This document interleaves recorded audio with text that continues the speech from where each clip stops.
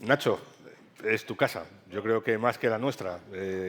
Decía antes que si las discotecas tienen DJ residente, en AMLA tenemos ponente residente, que en este caso eres tú. Sí, soy bueno o malo eso. Así que muchísimas gracias un año más, bienvenido, todo tuyo. Gracias, Manolo, gracias.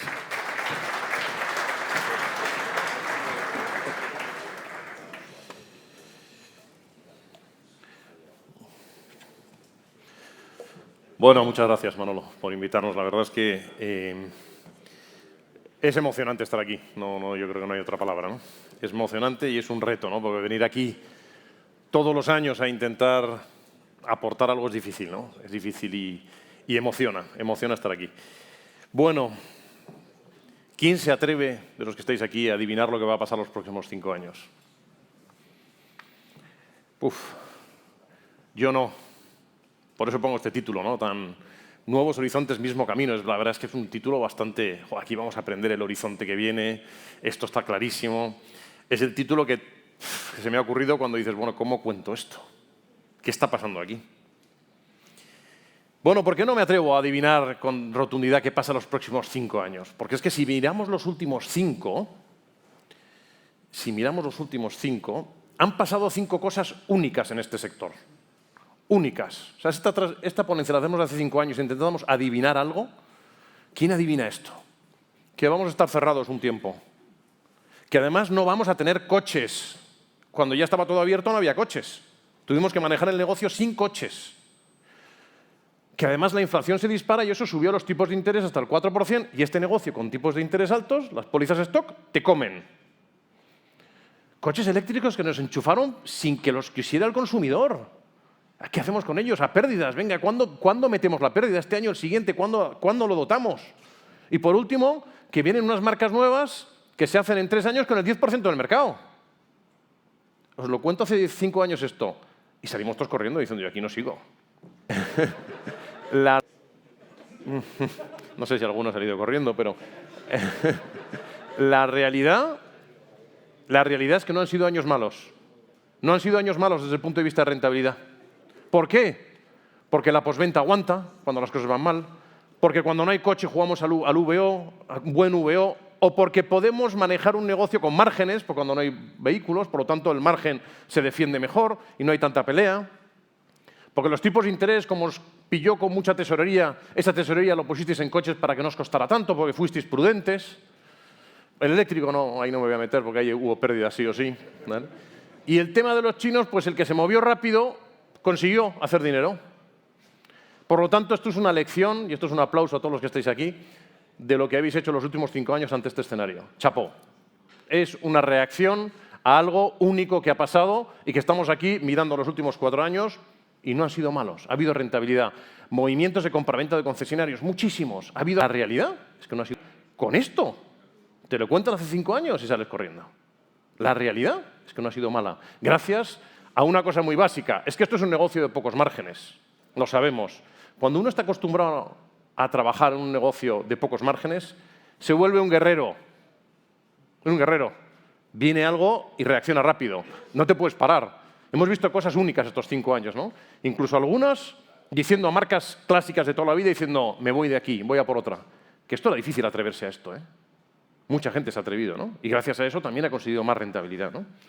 Por lo tanto, 5 cosas únicas, hace 5 años, totalmente imprevisibles, y estamos aquí.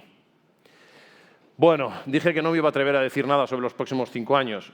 Me voy a atrever a algo, con mucho cuidado, claro, porque... ¿Qué me voy a atrever? Bueno, lo primero que hay que reflexionar es lo que todos tenemos en la cabeza, ¿no? Oye, ¿viene o no viene una recesión? ¿Y cuándo? ¿Y cómo de dura va a ser? ¿Y qué va a pasar?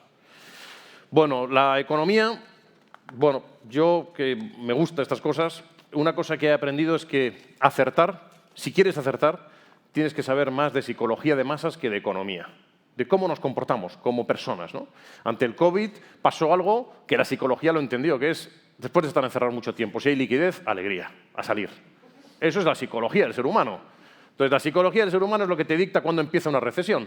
Estamos cansados, una fiesta, ¿no? Cuando ya llevas demasiado tiempo de fiesta, hay que parar.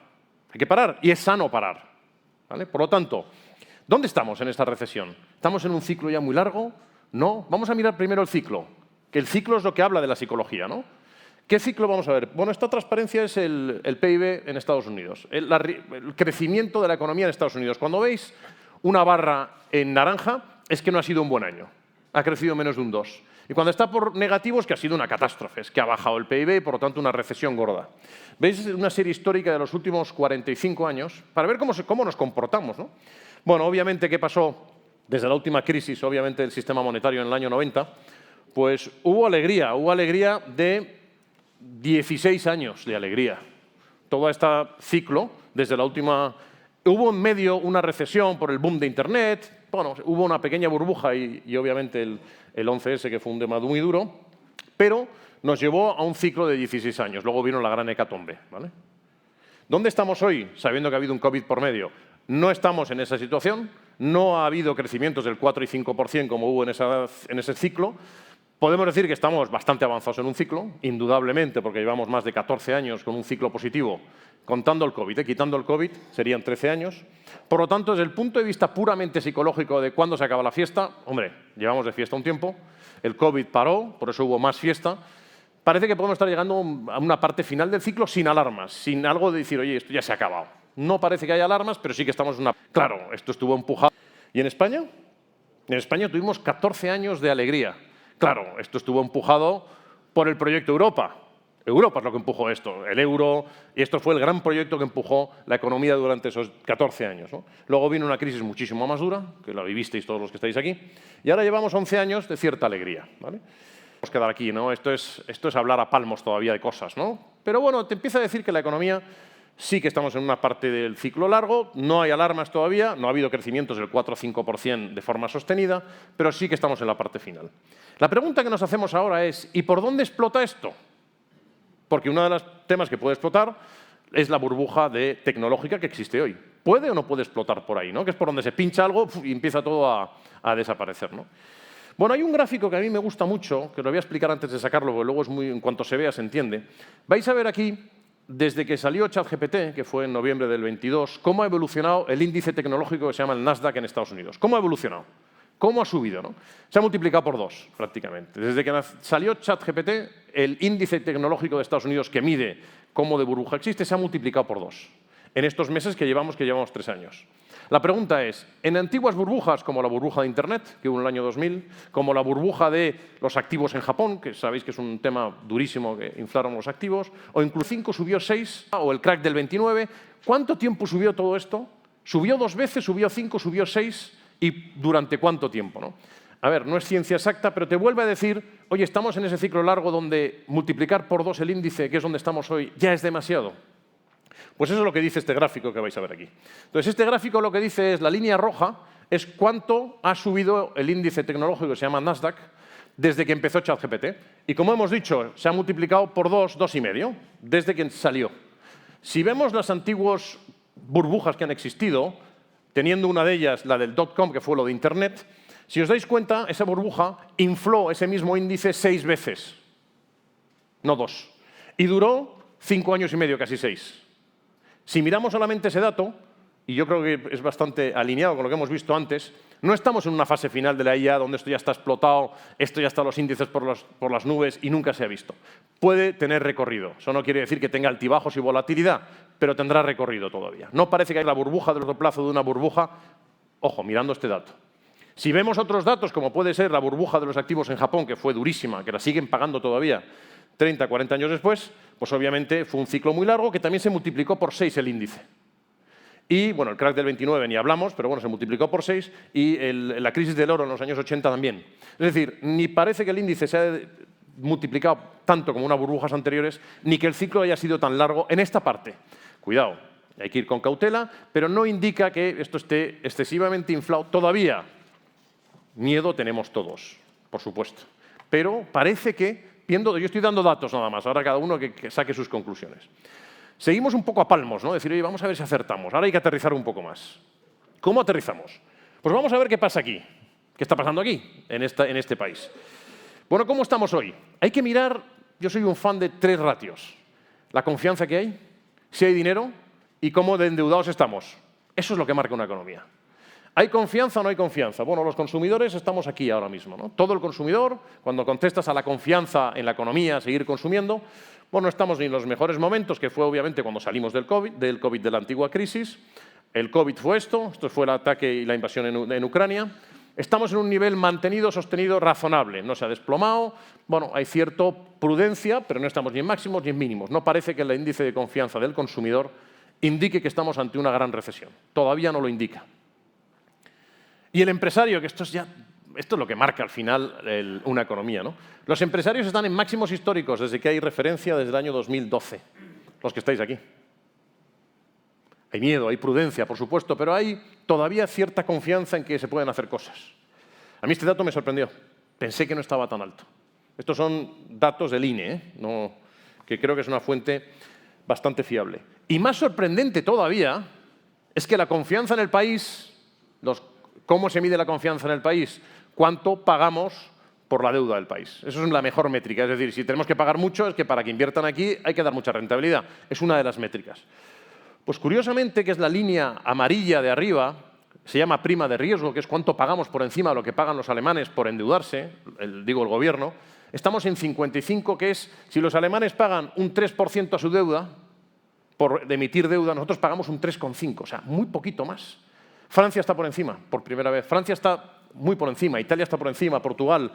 Después de Alemania estamos posiblemente de los países en términos de financiación más tranquilos por ahora. No vamos a hablar de otros temas, pero este tema está tranquilo. Y hay confianza en el país. Hay confianza desde el punto de vista de financiación. Bueno, esto parecen buenas noticias. ¿Y cómo está la financiación? ¿Hay dinero? ¿Los bancos siguen, y hay bancos aquí, siguen dando dinero para el consumo? Sí. Me veo algunos y dicen sí. Pues lo habéis acertado. El crédito al consumo sigue creciendo a unos dígitos. Crisis, no hay alegría en el. Cuando hay crisis, el COVID, o cuando en el 2012 todavía estábamos saliendo de la crisis, no hay alegría en el consumo. ¿Vale? Por lo tanto, cuando hay alegría en crédito al consumo es que hay actividad económica. Y eso lo estáis viendo. Podéis seguir financiando coches, los bancos siguen siendo muy proactivos y está todo. Hay bastante liquidez para que llegue al mercado, ¿no? Y llegue a los consumidores. ¿Y las empresas? ¿Se siguen financiando? ¿Hay dinero para las empresas? Pues lo podéis ver en este gráfico, ¿no? Este es dinero para las pymes, ¿no? Que son créditos pequeños de menos de 1 millón de euros. Si veis el gráfico es bastante curioso cómo, en rojo, cuando estábamos saliendo de la crisis, aquí hubo alegría, obviamente el COVID baja la financiación, estos son datos del Banco de España, ¿eh? Y ha habido 3 años de mucha financiación a empresas, está reduciéndose un poco ahora, estamos en un 5, pero todavía no está bajando. Bueno, puede haber cierta prudencia de, oye, parece que se está invirtiendo un poco menos, pero sigue habiendo crédito a las compañías. Se sigue dando crédito a las compañías, no se está frenando el crédito. Los bancos están muy saneados, por lo tanto, esto también está permitiendo que la economía fluye si hay liquidez. Es como si hay agua en las tuberías. Si hay agua en las tuberías, eso funciona, y eso es la liquidez. ¿Cómo están endeudados los bancos, no? Por lo tanto, esto es una buena noticia. ¿Y cómo vamos en deuda? ¿Cómo están endeudados los hogares? Porque claro, si viene algo malo y estás muy endeudado, entonces sí que te vienes abajo. Si viene una recesión pero no estás tan endeudado, sales adelante. Pues fijaos cómo estábamos en el 2007. Esto es cuánto se debía sobre el porcentaje de los hogares. ¿Dónde estamos hoy? Bajando. Obviamente el susto que nos pegamos con el año 2007, pues obviamente sigue ahí y el endeudamiento de los hogares sigue bajando, ¿vale? Esto es un dato de la OCDE, ¿vale? Y la deuda de las empresas más relevante todavía, porque si vienen mal dadas, tienen que cerrar rápido, tienen mucha deuda. El ratio que se mide aquí es cuántas veces deben el beneficio, ¿vale? Lo miden así, es el ratio que tienen, y entonces lo que se ve es que antes de la crisis debían 6 veces el beneficio, las empresas, y hoy están en 3,6. Hubo un pico en el COVID porque bajaron los beneficios, pero obviamente se ha normalizado. Estar en 3 veces beneficio es un buen ratio. No es un ratio alarmante, obviamente hay situaciones particulares, pero de forma general no parece que haya una alarma a nivel de deuda. Bueno, ¿esto es tan maravilloso esto? No. No, siempre hay un pero, ¿no? A ver, estos datos no son alarmantes, no parece que hay una. Pero sí que hay 4 temas que hay que mirar. Ahora vamos al ojo con, cuidado con. ¿Qué 4 temas son? El primero, obvio, ¿no? El nivel de deuda pública. ¿Qué ha pasado en Francia? Bueno, en Francia 2 primeros ministros fuera, están intentando bajar el presupuesto del Estado y no pueden. No pueden bajar el nivel de presupuesto y siguen endeudándose, y entonces hay una crisis de deuda brutal en Francia. Japón acaba de bajar impuestos y se ha disparado el coste de la deuda. Alegría. Estados Unidos se para siempre una vez al mes porque no pasan los presupuestos de deuda. Esto empieza a pesar. En el Reino Unido también hay mucho problema con estos temas. ¿Cómo estamos aquí? Es un gráfico complejo, pero lo voy a explicar muy sencillo. La línea roja esta dice cuánto debemos. 1.700 millones de euros. Esto te pierdes, ¿no? 34.000 euros por persona. Eso es lo que debemos como país. 34.000 euros por persona. Si es una familia de 5, pues prácticamente 170.000. Eso es lo que debes, lo que debe el gobierno. Que eso es un 104 de la riqueza. Es mucho. Cuando se montó Europa dijimos que no pasáramos del 60, que no era bueno. Que estamos en el 100. Y lo más sorprendente, los últimos 20 años, desde 2008, nunca hemos tenido superávit. Siempre hemos gastado más de lo que hemos ingresado, incluso en años buenos. Nunca se ha tenido superávit en los últimos 20 años. ¿Qué pasa? Que como se está corrigiendo, y los franceses, nadie lo está corrigiendo, pues estamos un poquito mejor que los demás. Por eso la prima no es muy alta. La realidad es que esto es un tema a vigilar. Esto va a tener fiscalidad más alta, tiene implicaciones. Si vienen mal dadas, el gobierno ya no puede hacer nada, tiene implicaciones. Por eso esto no se puede obviar. Todas las noticias eran buenas, pero esto es un fenómeno a observar porque hemos perdido la variable de política fiscal en el caso de que vengan mal dadas, ¿no? Que en el COVID lo utilizamos para poder salir, ¿no? Siguiente tema. Aparte de la deuda pública, que es muy importante seguirlo de cerca. Siguiente tema, y no se habla de ello. No se habla de ello y tenéis que buscarlo en los periódicos, pero si alguien lee prensa internacional, lo vais a ver todos los días. Que es algo que se llama el riesgo de crédito privado. Esto es como la punta del iceberg, ¿vale? ¿Qué es el crédito privado? Desde los años 2010 se ha desarrollado muchísimo la financiación a empresas fuera de los bancos, la financiación no bancaria, sobre todo en Estados Unidos. En Europa no ha llegado mucho. Hay un mercado enorme de financiar empresas fuera de los bancos. No es ir a un banco, sino que vas a un fondo y te presta dinero. Muchísimo, se ha desarrollado de una manera brutal, ¿no? Y eso ha generado recientemente quiebra de 2 empresas, además relacionadas con la automoción. Una de piezas de automoción que se llama First Brands y otra que es venta de VO, que se llama Tricolor. Estas han quebrado en Estados Unidos y han dejado mucho detrás. Deuda sobre todo que era no bancaria. Deuda no bancaria que era menos estricto en temas de riesgo. ¿Cuánto pesa esto? Dicen que el 10% de los préstamos en Estados Unidos a empresas ya viene por crédito no bancario. No bancario. 10%, ¿eh? Si esto empieza a haber 2 o 3 más de fondos, dice, no metas más ahí. El 10 es muy miedicas, se retrocede rápidamente. Todo el mundo saca el dinero de los fondos y dice, no metas más ahí. Eso puede generar un efecto de freno de inversión en Estados Unidos, que está ayudando a la economía, y un riesgo de confianza, como las subprime que pasaron en el 2007. Obviamente eso estaba afectando más a los bancos. Aquí todavía a los bancos no les contagia esto, eso es lo bueno. Pero sí puede generar una crisis de confianza. Animo a que sigáis este tema, porque aparece en la prensa pero no se entiende muy bien. Crédito privado, si empiezas a ver eso, es que hay algo que está pasando y es la punta del iceberg de lo que puede venir. Y ya han quebrado 2 compañías. No estoy alarmando aquí, ¿eh? Estoy diciendo que hay que seguirlo de cerca. Si empiezan a haber 2, 3 o 4 quiebras más, habrá que alarmarse, ¿vale? El oro, no sé si estáis... Yo no invierto en oro ni sigo el oro, pero me parece curioso lo que ha pasado con el oro. ¿Qué ha pasado con el oro? Algo que nunca había pasado. ¿El oro sube cuando qué? Cuando hay una recesión, porque es un activo refugio. O cuando hay inflación, porque la gente se quiere cubrir contra la inflación. Y estamos en recesión, ¿no? ¿Y qué está pasando con el oro? Se ha dicho en los años 2007. Y esto se disparó aquí por la crisis de los 80, aquí se disparó por la crisis de los años 2007, pero ahora no estamos en crisis porque se ha disparado el oro. Buena pregunta. Gran pregunta. Mi hipótesis, no deja de ser una hipótesis. 1, hay mucha liquidez y la gente dice, bueno, activo refugio por si acaso. O sea, hay cierto miedo. Entonces te estás dando una sensación de... Además ha habido un dólar muy débil y por otra la inflación, porque la inflación yo creo que no está todavía controlada. Además ha habido un dólar muy débil y por lo tanto como se compran dólares, aprovecho. Y lo más relevante, que tampoco se habla mucho, los bancos centrales desconfían un poco del sistema todo basado en dólares, entonces quieren salir un poquito de ahí y cubrirse. ¿Quién está detrás de esto sobre todo? Perdona que lo diga, pero es que están en muchos sitios. Los chinos. Los chinos están comprando oro como locos, el Banco Central. Una barbaridad. Creo que la tercera parte del oro que se ha comprado son el Banco Central chino. Eso no se sabe, ¿eh? Esto hay que leer por 18.000 sitios para llegar, porque además no lo reportan, no lo dicen. Es curioso, un artículo el otro día que dicen, es que no lo están diciendo. Bueno, el oro, nada, hay que observarlo porque realmente te está diciendo, es decir, todo va muy bien, pero hay sensación de riesgo. Y por último, fenómeno a observar, la inflación no está controlada. Perdonar, pero yo creo que esto no está controlado. Por los aranceles, que todavía hay mucho que decir. Y por una cosa, la deuda pública, ¿cómo se soluciona? Para que deber menos, ¿cómo lo solucionas? Es como si tienes una hipoteca. ¿Cómo haces que la hipoteca pese menos?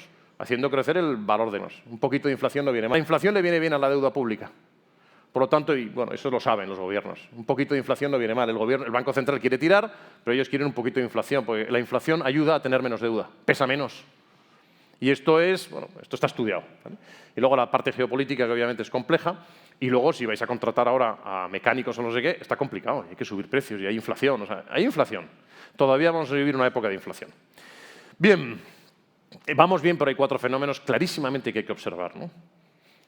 Lo más importante de toda la ponencia de hoy, bien, nos equivocaremos en el horizonte. No sé si vendrá una crisis en 2 años, será profunda o no, hay que ir observando estos temas. Parece que no es inminente, pero puede llegar en los próximos 3-4 años, sin lugar a dudas. ¿Cuál es el camino? Hay un único camino para tener éxito, sea cual sea el horizonte. Y se divide en 3. ¿Qué estrategia hay que seguir? ¿Cuáles son las finanzas? Y un tema que no hemos hablado mucho, pero es el más importante, y en el que estamos ahora mismo dedicando más tiempo, que es cómo gobernar las familias. Muchos ya en tercera generación, gobernar para que eso funcione. Y además estamos llegando ahora, por el nacimiento de este sector, muchos ya en tercera generación. Algunos más incluso. Pero estáis llegando a tercera, porque esto se montó en los años 60, pues está llegando a tercera generación muchos de los que estáis aquí. Ese salto a tercera ya fue difícil, la segunda no es fácil. Y estamos llegando ahí, ¿no? Y se están produciendo muchos cambios debido a esto también. ¿La estrategia cuál es? Rápidamente. La estrategia es, qué fácil, ¿no? Acertar con las marcas, joder. Esto es dificilísimo. Yo pongo la frase y lo dejo ahí, ¿no? Pero bueno, acertar con las marcas, ser rápido, ser veloces, moverte, no tener miedo de decir cambio esto por esta, porque además hay un ratio que empieza a sonar mucho, que es la rentabilidad por metro cuadrado. Es que esto, si me lo dedico a esta marca, en vez de a esta gano más, porque los locales ahora mismo es oro, no hay espacio. Por lo tanto, se están volviendo cada vez más estratégicos. La rentabilidad no es si saco mucho o poco, es al metro cuadrado. Es que si pongo esta marca en vez de esta y lo hago más pequeño, y si me dice algo, no sigo. Si me dice algo, que me digan lo que quieran. Yo al metro de aquí esta marca porque voy a sacar más rentabilidad al metro cuadrado. Rentabilidad al metro cuadrado. Estamos haciendo operaciones ahora por rentabilidad al metro cuadrado. Voy a quitar esta marca, pongo esta. Y ahí hay que atreverse, ¿eh? Y hay muchos aquí que os habéis atrevido y ha sido con éxito. Las instalaciones ahora mismo está siendo el gran activo. Estamos haciendo operaciones de venta de concesionarios por la localización de las instalaciones. Porque me da igual, tienes eso, lo quito, pongo otro. Venga, vamos a hacer la operación. Curioso, eso no pasaba hace unos años. Esto es lo de siempre, crecer. Yo creo que el crecimiento es necesario. Hay que digerir crecimiento, no decimos siempre, pero el crecimiento es una actitud. Y este sector requiere crecimiento. Requiere crecimiento indudablemente, ¿no? Porque trae sinergias, porque retienes talento, porque ilusiona, ¿no? Y yo creo que ese crecimiento hay que hacerlo de forma ordenada, pero hay que hacerlo. Y se está produciendo, ¿no? Y una cosa que llama la atención.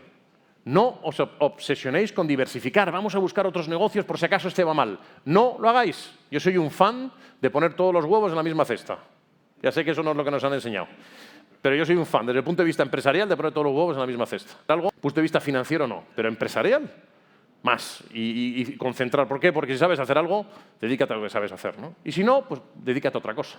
Pero no intentes, vamos a comprar esto por si acaso sale bien y tal, y luego mezclamos el tema de ellas y damos oportunidades a la siguiente generación, y entonces ya mezclamos todo. Y peor todavía, claro.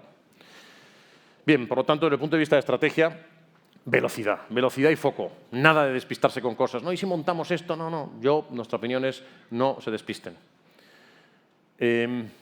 ¿Cómo han ido los concesionarios? ¿Sigue siendo un modelo robusto el concesionario o se está viniendo abajo? Este gráfico lo que muestra es la línea naranja, cómo ha ido el mercado en Estados Unidos de todo. Todas las empresas en Estados Unidos, las 500 más grandes, que ha crecido bastante. Y la de arriba es lo que es la sombra azul, cómo han ido los concesionarios que cotizan en bolsa, que es donde hay información en Estados Unidos. ¿El modelo de concesionario en Estados Unidos ha crecido más que la economía? Pues aquí lo veis. Desde el año 2019, el índice de la bolsa americana 3 veces y los concesionarios por 5. No están perdiendo valor. No están perdiendo valor. Esto no es para regalaros nada, pero no están perdiendo valor. Y el último año, todos están creciendo. Uno que no ha crecido, que es Lithia. Bueno, no voy a entrar, pero por una estrategia de entrada en el Reino Unido, que ha hecho una entrada gorda, y no ha sido fácil. Pero el resto sigue creciendo en valor y en valor en bolsa. Por lo tanto, no es un modelo que digamos, esto es un modelo obsoleto, porque además hay que mirar el mercado americano, que incluso tiene otras características, pero indica si es un modelo acabado o no. Y desde luego esto no lo está indicando. No lo está indicando. Finanzas. Esto es estrategia, ¿no? Finanzas. Bueno, 4 ratios que estamos muy cansados de decir, pero bueno, lo repetimos rápidamente. Ganar más de un 4% antes de alquileres. Esto es una métrica que dice, oye, ¿cuánto gano antes de alquileres? ¿Por qué antes de alquileres? Bueno, porque los alquileres luego siempre, unos son propiedad, otros no. Que el alquiler no pese más del 1 o 1,5. Hombre, si estamos en el centro de la capital puede pesar más, entonces hay que ganar más EBITDA. Que la deuda neta, que es lo que debéis a los bancos, menos lo que tenéis en tesorería, comparado con el resultado operativo del negocio, fuera de pólizas de stock, que no pase nunca de 3 veces. No paséis de 3 veces porque arriesgáis el negocio y más ahora que pueden venir mal dadas, ¿no? Si estáis en menos de 2, mejor. Esto lo calculáis como cuánto debemos a los bancos fuera de las pólizas de stock, le quitamos la caja y lo dividís entre el resultado operativo antes de amortización. Y si sale más de 3, pues bueno, empezar a tomar medidas. Y luego vigilar niveles de stock porque lo peor que te puede pasar es que se pare la música, llegue una recesión y te pille con stock. Eso lo habéis vivido muchísimos ya. Entonces ya conocéis esto, ya os adelantáis, pero que la música si se para, que nos pille con finanzas, con tesorería, con una rentabilidad y con poco nivel de stock, ¿no? Bien, ¿con qué me gustaría terminar, ¿no? la ponencia, los últimos 5 o 10 minutos de la ponencia? Me gustaría hablar de un tema que para mí es el más relevante de toda la sesión de hoy y el más difícil, ¿vale? Que es el tercer bloque, del éxito. Estamos hablando de estrategia, de finanzas, de números. Ahora nos toca hablar, lo más tiempo estamos dedicando ahora es a este, que es cómo se gobiernan las familias empresarias. Donde más tiempo estamos dedicando ahora es a este tema. ¿Por qué? Porque solo el 33% pasa a segunda generación, solo el 15% lo consigue pasar la segunda y solo el 4% llega a la cuarta, ¿no? A ver, esto no es una negra estadística. También es verdad que las empresas, sin ser familiares, tampoco viven más de 100 años. Por lo tanto, la estadística es un poco traicionera, ¿no? Pero bueno, padre empresario, hijo ingeniero y nieto poeta, ¿no? Suele ser un poco la historia, ¿no? Pero por ahí van los tiros, ¿no? Y estamos en el nieto poeta porque estamos entrando en tercera, ¿no? Entonces, bueno, hay que tener cuidado. Y estamos entrando en tercera, ¿vale? Entonces, ¿cuál es el éxito? El éxito para que esto se produzca, ¿no? Bueno, nosotros las claves del éxito, si nos atrevemos a decir algo, que aquí los expertos sois vosotros, son 5 temas. 1, ¿cómo se dirige la empresa? ¿Quién la lleva? ¡Uf! ¡Qué maravilla el dividendo! Somos fans del dividendo. Pero la primera todavía dando guerra, la primera casa, ¿eh? La primera no entras en casa como hablas del dividendo. La segunda, con cuidado, si está todavía dando guerra, la primera generación. O sea que el dividendo, ¿cuándo entra? A partir de la segunda, tercera, tiene que entrar el dividendo. Oye, ¿quién puede vender aquí? ¿Quién va a vender? Vamos a hablar de esto un poco. Oye, ¿qué reglas hay para trabajar, para no trabajar? ¿Qué pasa aquí? Y luego, por último, atreverse. Hay 1000 alternativas. No solamente seguir, no seguir. ¿Qué alternativas hay? Entonces, esto es un test. Me atrevo a terminar hoy con un test. Un test que, que tenéis que contestar, cada uno individualmente, y es un acto de reflexión muy particular, que no quiero ni que digáis sí y no, porque entonces hay que contestar sí o no, nada más. Y si movéis la cabeza, pues me daréis pistas, pero mejor que no lo hagáis, ¿vale? Porque es un tema muy personal y una reflexión personal. Quien conteste a muchas de estas preguntas no, tiene que sentarse a pensar un poco, a reflexionar, a ordenar. Quien muchas de estas conteste que sí, pues adelante. Formado para un futuro con éxito, ¿no? En esta parte de gobierno, ¿no? Entonces vamos a empezar con las preguntas. Primera pregunta relacionada con la dirección de la empresa. ¿Está claro quién dirigirá la empresa durante los próximos 5 años? 5. Es el horizonte que hay que ponerse. Si es menos, hay que empezar a trabajar. Los 5 años está claro, pues fenomenal. Sí, no. ¿Está definido qué puede hacer ese director general? ¿O puede hacer lo que quiera? No, es que hay unos poderes muy claros. No, hace lo que quiere. Si es el director general, es el que manda, hace todo. ¿Tiene que hacer todo o tiene que pasar algo por los accionistas que no están ahí? A lo mejor hay cosas que no puede hacer y que tiene que pasar por los accionistas, ¿no? Una inversión importante, salir de un sitio, no sé, comprar algo, comprar otro negocio. ¿Está definido hasta dónde puede llegar? ¿Y lo tiene claro? El que vaya al negocio tiene claro hasta dónde puede decidir y hasta dónde no. ¿Hasta dónde se puede endeudar? Hombre, si es una familia y es uno solo, da igual, que lo haga todo. Pero si ya hay más de un accionista que no está trabajando, ¿esto cómo funciona? Alineados... el más difícil de todos. ¿Están todos los accionistas, todos, alineados con la estrategia del grupo? ¿Cuánto hay que invertir? No, deja de invertir ya has invertido mucho, empieza a pagar dividendos. O deja de comprar cosas, ya has comprado mucho, deja de irte para allá. O, no sé, 1000 cosas, ¿no?, que surgen. ¿Ahí están alineados los accionistas o empieza a haber divergencias? Siento ser un poco... a veces alguna pregunta es compleja, pero es importante contestarla, ¿no? 3 preguntas muy básicas, temas de gobierno. Temas del dividendo. Bueno, esto es un violín, es que esto tiene que sonar fantástico. Si no suena bien, no vale. ¿Existe una política de dividendos clara? Sí, hombre, sí, cada año nos juntamos, venga, venga, nos pagamos esto, sí, no, venga, hay que ser prudente. Pero si hay accionistas que ya no están en el negocio, algún hermano, algún primo que no está en el negocio, ¿qué le dices? Todos los años les ves y le dices, bueno, este año vamos a pagar esto, hay que ser prudente. Hombre, si es tu empresa y estás tú solo, pues no te hace falta una política de dividendos. Pero si hay accionistas que no están trabajando, ¿existe una política de dividendos clara, bien definida? Sea cual sea, ¿eh? No ya decidiremos año a año, no, una política clara, que maneje expectativas de los accionistas. Y más atrevido todavía, que aquí a lo mejor me lanzáis algún boli. ¿Estáis pensando en montar un dividendo anual fijo en euros? O sea, que todos los años se pague una cantidad, pase lo que pase. Pues está loco este. ¿Cómo se aterriza y qué salvaguardas estoy tan loco? Es muy interesante pensar en eso. Luego hay que ver cómo se aterriza y qué salvaguardas hay que poner, pero es muy interesante. No lo digo yo, ¿eh? Es que la mayor empresa del mundo, que se llama Walmart, familiar, más del 50% en manos de los hermanos Walton, esta empresa lo hace. Todos los años paga 6.000 millones de dólares a los accionistas. 6.000 millones de dólares, fijo. ¿Están locos? No, cotizan en bolsa. A veces pesa más del beneficio, otras veces pesa menos, pero lo hacen. Maneja expectativas. Inditex, joder, si lo hace. Lo que pasa es que hizo el truco durante el COVID de bajarlo hasta que entró su hija y ya empezó a subirlo, para que su hija también fuera la que diera las buenas noticias. Pero tiene un dividendo fijo. No lo va a bajar, no lo va a quitar. O sea, esto no lo he inventado yo. Esto son empresas familiares, ¿eh? ¿Y la de abajo? Corte Inglés. Isidoro Álvarez, que fue una eminencia, que llevó al Corte Inglés lo que es hoy, dejó un dividendo establecido, fijo para sus hijas, todo montado, todo ordenado. Una eminencia, ¿eh? No le dio ninguna importancia al dividendo. Dijo, bueno, cuando murió Isidoro Álvarez, ladrillo, donde el Corte Inglés trabaja dentro de ese ladrillo. ¿Qué pasó cuando murió Isidoro Álvarez? Casi se llevan por delante el Corte Inglés por un tema de gobierno familiar. Sus hijas echaron a Dimas, que es su primo, que es el que había puesto Isidoro Álvarez para negociar y llevar el negocio, ¿no? Le había formado durante 20 años. Las hijas se lo cargaron. ¿Por qué? Porque dijo, mi opinión, primero porque no había dividendo. Claro, lo lleva mi primo, no veo un duro todos los años y tengo ladrillo, pero esto está muy bien, pero ¿dónde está? Y lo decide mi primo. ¡Pum! Fuera. Y no montaron un dividendo, ¿eh? Y se montó una, bueno, la que todavía estamos viviendo, ¿eh? El Corte Inglés. Está remontando, pero todavía estamos viviendo esto. Oye, transmisión de acciones. Vamos a ser un poquito más provocativos aquí. ¿Es fácil para un accionista minoritario familiar, si es familia, vender su participación? No, eso no pasa, eso no sé qué, eso no hay que darle importancia. No hay nada más bonito que permitir la salida para que no salgan. Muchas veces. Si la mayoría quiere vender, sí o no, esta pregunta. Siguiente pregunta. Si la mayoría quiere vender, un 70% de los accionistas, los que seáis, quieren vender, ¿el otro 30% se puede negar? Porque queréis vender, porque ya estáis cansados, porque lleváis el negocio, por lo que sea. ¿La minoría puede negarse a esa venta? Por lo menos habéis reflexionado sobre esto. ¿Existe algún acuerdo o lo habéis pensado? Pues esto puede bloquear muchas decisiones y meteros en un tema muy gordo.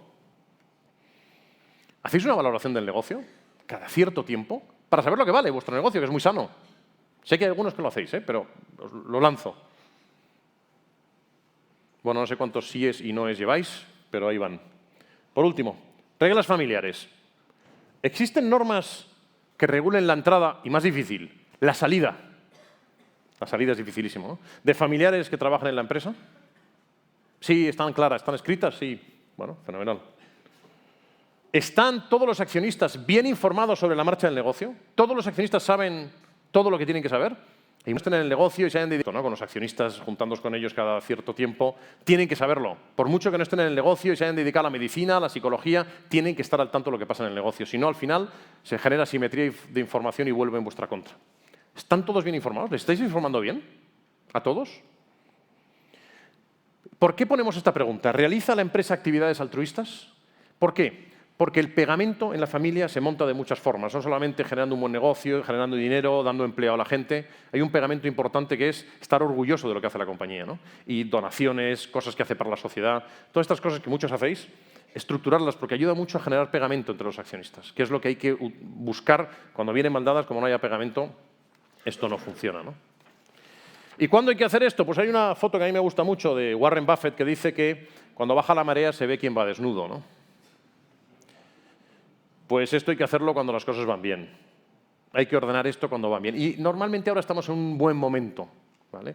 Pasando a tercera generación, la situación es muy importante y hay que hacerlo ahora. Ha ido mal intentar meterle mano a este tema. Es muy importante y hay que hacerlo ahora, ¿no? ¿Qué alternativas tenéis de futuro? Puede ser un plan de sucesión. ¿Qué estamos hablando? Oye, pues el futuro es hacer una sucesión ordenada. Primero, hacerla a tiempo. ¿Qué es a tiempo?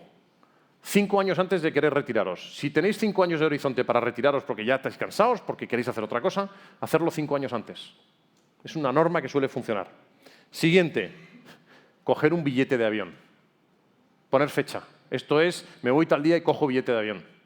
Coger el billete de avión. Pues si no, no saldréis nunca. No podréis salir de ahí. Y por último, no lo sabéis todo, en temas familiares, desgraciadamente, estamos muy sesgados. Es muy difícil pensar de forma objetiva, porque se mezclan muchas cosas, ¿no? Entonces, aquí es importante que dejéis que alguien os ayude, alguien de confianza, y que oigáis cosas de gente de fuera que os pueda aportar, ¿no? Luego la decisión es vuestra, pero normalmente hay mucho sesgo aquí y no podéis tomar muchas de las decisiones solos, ¿no? Esta no es la única salida, ¿eh? Si vemos que no se puede poner todo en esto, es un fracaso para pasar a la siguiente generación. La salida puede ser salir y vender. La venta no es un fracaso, es un éxito, ¿vale? Es un éxito. Si lo haces a tiempo, lo haces bien, con un inversor además al que respetas y que se quede tu negocio, que es tu vida y es toda tu vida, ¿por qué va a ser un fracaso? Es un éxito. La venta, esto se está haciendo mucho ahora mismo, muy interesante. No es vendo, sino vendo parcialmente, me quedo un tiempo con una minoría, nos acompañamos en el camino para hacerlo lo mejor posible, la transición, y luego ya salgo con unos pactos de salida ordenados. Maravillosos, se están haciendo muchísimos. Y muy interesante si se hace bien, sobre todo con un socio al que respetes y que os respetéis entre los dos, pero eso se está haciendo muchísimo, casi más que esto. Y el último, muy difícil, que se hacen pocas porque es muy difícil, por eso es una montaña, que son fusiones. Las fusiones entre compañías limpias, que es, oye, ponemos todos los negocios y nosotros hemos podido hacer 2 nada más, ¿no? Una que sabéis que es en Madrid, que fue un proyecto muy bonito, y otra que fue fuera de Madrid. Pero esas fusiones son muy complicadas.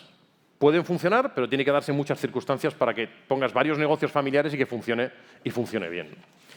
Bueno, duros de la familia con una cerveza. Vamos a salir un poco de la automoción, de estos temas tan duros de la familia que sé que uno se mete, y vamos a terminar con una cerveza, ¿vale? Bueno, esta compañía, no sé si la conocen, si alguien ha estado en Australia, yo no he tenido la suerte de estar allí en el sur de Australia probando una Coopers, ¿no? Una cerveza artesanal, la mejor cerveza, dicen, del mundo, ¿no? Que está en el sur de Australia. Si vais por allí, probadla porque os merece la pena. Esta empresa, ¿por qué la ponemos aquí de referencia? Porque sirve de ejemplo de todo lo que hemos visto, que es una empresa con 163 años de historia, privada y familiar. No cotiza en bolsa y tiene 216 accionistas, de los cuales el 93% es familia. Sexta generación y ya la séptima con algunas acciones. Esto hay que darse una vuelta por el mundo para encontrar cosas así, hay muy pocas, ¿eh? Factura 250 millones de euros, no es que es una cosa que digas, no, es que es un tema enorme, que no, 250 y bueno, tiene un buen beneficio porque gana un buy de 25 o 30 millones. ¿Por qué ponemos este ejemplo? Este ejemplo lo ponemos porque si vamos con las 4 cosas que hemos hablado, el primer tema es cómo dirige la compañía. Han sabido separar lo que es un consejo donde están los accionistas de donde está la dirección. Y han sabido separar claramente lo que hace el accionista y lo que hace el directivo. Algo que cuesta mucho en las familias hasta que realmente no llega a segunda o tercera generación. ¿Cómo se compone el consejo? 7 miembros, obviamente 5 familiares y 2 independientes. Ya empieza a meter independientes. Y uno de ellos un político, fíjate, que es el marido de uno de los... O sea, que también se han atrevido a meter yernos y políticos. Pero son 7 miembros. Y el CEO han tenido que pasar 5 generaciones con 2 normas. Solo lidera uno. Aquí no hay 3 liderando entre los 3, ni 2 entre los 2, solo uno. Un líder por generación. Lo han conseguido durante 5 generaciones. En esta generación no lo han conseguido, porque se distanciaba mucho una de otra y no llegaba al siguiente cuando este se quería jubilar. ¿Qué han hecho? Por primera vez han cogido un CEO no familiar, por primera vez en su historia, este año lo han hecho. Pero han tenido que llegar hasta ahora. Pero siempre había un líder por generación. De hecho, el último líder fue un médico cirujano que dejó Londres para ir y llevar esto, y lo hizo durante 20 años, era de la familia. Bueno, obviamente aquí la lección es quién va a ser el que dirija la compañía, qué decisiones toma, cómo se separa esto para que esto funcione, ¿no? El dividendo. Bueno, claro, si pongo este ejemplo, ¿pagan dividendo o no pagan dividendo? ¿Fijo o no fijo? Si estoy vendiendo esto, ¿qué voy a poner, no? Pues están pagando todos los años una cantidad fija, que se mueve muy poco, de entre 12 y 13 euros por acción. Se gastan entre 12 y 13 millones de euros todos los años en pagar al accionista. De media, 50.000 euros por accionista. Si se distribuyera, no es mucho, no es poco, pero no juegan con él. Y pesa, abajo veis lo que pesa sobre el beneficio. A veces pesa un 60% del beneficio, a veces un 20%. No pasa nada siempre y cuando esté dentro de un orden. Este año pesaba mucho y lo han bajado un poco, para que no tampoco se volvieran locos. Pero no, este dividendo, cuando se juntan con 200 accionistas, como si fuerais vosotros, llegan con su cheque de 50.000 euros a cada uno, venga, vamos a comer. Eso es maravilloso. 160 años aquí, claro, llegas con el cheque, mientras no hagas burradas, maravilloso. Y están unidos, bueno, claro. Transmisión de acciones. Hacen una cosa aquí curiosa, hacen una cosa curiosa que no había visto en ningún sitio. Cada año, estáis aquí mis accionistas, sois los 216 accionistas. Cada año hacemos una valoración de la compañía que le hace un asesor independiente. Hace la valoración y lo presenta. Dice, las acciones valen 400 euros cada acción. Cada uno sabe cuántas acciones tiene. Quien quiera vender puede vender. Es muy atrevido esto, ¿eh? Da la opción a vender a quien quiera. Pero no cotiza en bolsa. ¿Cómo lo hacen? La propia compañía compra sus acciones. Hasta un límite, claro. Esto tiene un límite legal. La compañía es prudente y tiene cierta tesorería siempre para poder afrontar esto. ¿Pensáis que con esta política de dejar salir a quien quiera, porque la compañía compra las acciones y se puede hacer legalmente hasta un límite, todo el mundo se va? ¿Qué porcentaje se va? Qué curioso, ¿no? Porque puede asustar decir, estos se están gastando un dineral. El año que más se han ido se fue un 0,6% de los accionistas. ¿Y por qué? Porque este año fue un año que habían estado 3 años sin ofrecer esto porque tuvieron que hacer una nueva fábrica. Entonces estuvieron 3 años sin ofrecer esta opción porque tenían que invertir mucho. Cuando lo volvieron a abrir, se disparó. ¿Dónde está hoy? Nadie sale. Los últimos 4 años prácticamente cero. ¿Se va quién se va? El que tiene 80 y tantos años y quiere pues, un dinero para su último viaje. Esos se van. No se va nadie más. Curioso esto, ¿no? Y por último, ¿hacen algo de reglas familiares? Pues sí. Tienen un informe anual que si podéis leerlo es maravilloso. ¿Cómo informan a los accionistas? Tú lees esto y quieres ser accionista de esta compañía. Es y no cotiza en bolsa, pero hacen un informe anual maravilloso. ¿Donan dinero? 800.000 euros al año donan. Sí, ganan 20 millones. 12 va a dividendos y 800.000 a estas cosas. Y el resto a invertir. Sí lo hacen bien. Y siguen ahí después de 162 años. ¿Esto ayuda? Por supuesto que ayuda todo esto. ¿Foto para acabar? Pues esta foto. ¿Por qué? Porque creo que es inspiradora de lo que hemos hablado, ¿no? Es un viñedo. Los viñedos obviamente son familias, son diferentes generaciones. ¿Qué transmite esto? Y es bueno, lo que me gustaría transmitir, que es lo que entiendo y sé que es lo que sois, ¿no? Uno, este negocio requiere dedicación. Si queréis pasar de un sitio a otro y seguir, exige dedicación y esfuerzo. Muchísimo. Es un negocio de ir al euro. Requiere oficio. Esto no es oficio igual que el viñedo, no tienes que enseñar al hijo cómo funciona esto, ¿no? Y si no lo ha cogido el oficio, no lo va a coger. El electricista que enseña a su hijo es el oficio. Y esto es un oficio como poner ladrillos, y esto es un oficio. Y si no vienen con ese oficio, no lo van a coger. ¿Qué me estás contando? No, bueno, y se ha dedicado el hijo pues, a leer, a pintar, a viajar, y lo que sea, ¿no? Orden, poner orden, muchísimo orden en las cosas y hacerlo con tiempo, ¿no? Es un tema que merece la pena. Siempre pensar en el largo plazo. Yo creo que esa es la visión y la diferencia entre empresas familiares y no familiares. Y por último, pues obviamente no perder la ilusión, que eso sé y lo transmitís todos los días, pues no lo habéis perdido. Bueno, perdona que ha sido un poco más extensa, pero bueno, quería ir sobre todos estos temas que algunos eran delicados y agradeceros, Manolo, todo el tiempo y estamos aquí para comer y para discutir y charlar lo que queráis. Muchas gracias.